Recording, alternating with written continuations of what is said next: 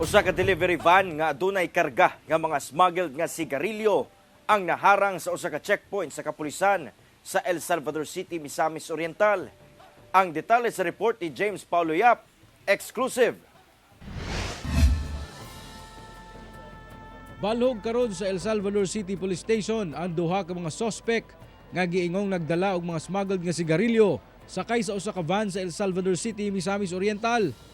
Nadakpan ang duha kinsa giila sa kapulisan nga sila Albert Nano, driver sa truck ug ang pahinanti niini nga si Rochelle Bongolo, kinsa pulos mga taga Pagadian City. Sumala sa kapulisan pasado alas 4 sa kadlawon adlawng Martes, dihang gipara nila ang duha samtang nagpaygayon sila og spot checkpoint sa barangay Amoros, El Salvador City. Gihangyo namo sila nga paabrihan kay kining apan checking sa ilahang documents nga unsay karga nila, karga sa ilang van, wala man sila ginapakita. Ang giingon ra nga sir, parcel ang sulod sa maong van. So among gihangyo nga kung pwede maabrihan. Pero ano man sila, sabit man po sila din.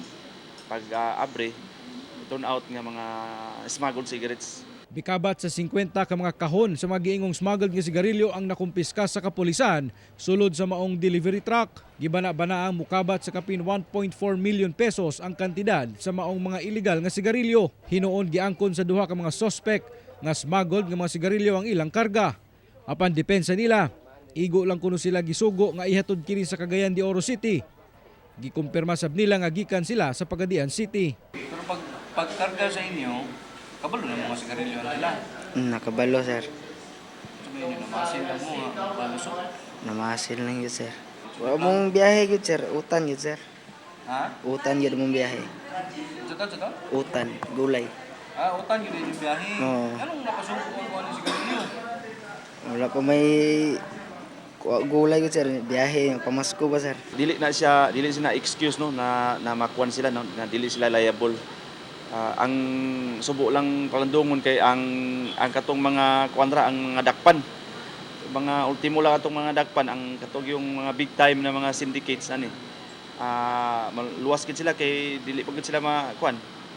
Apil sa kaso. Kasuhan na mo og kining sa Article 189 of the Revised Penal Code kaning unfair competition and Republic Act 8923, so intellectual property rights.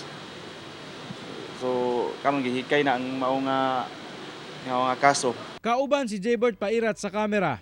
Ako si James Paulo Yap para sa One Mindanao.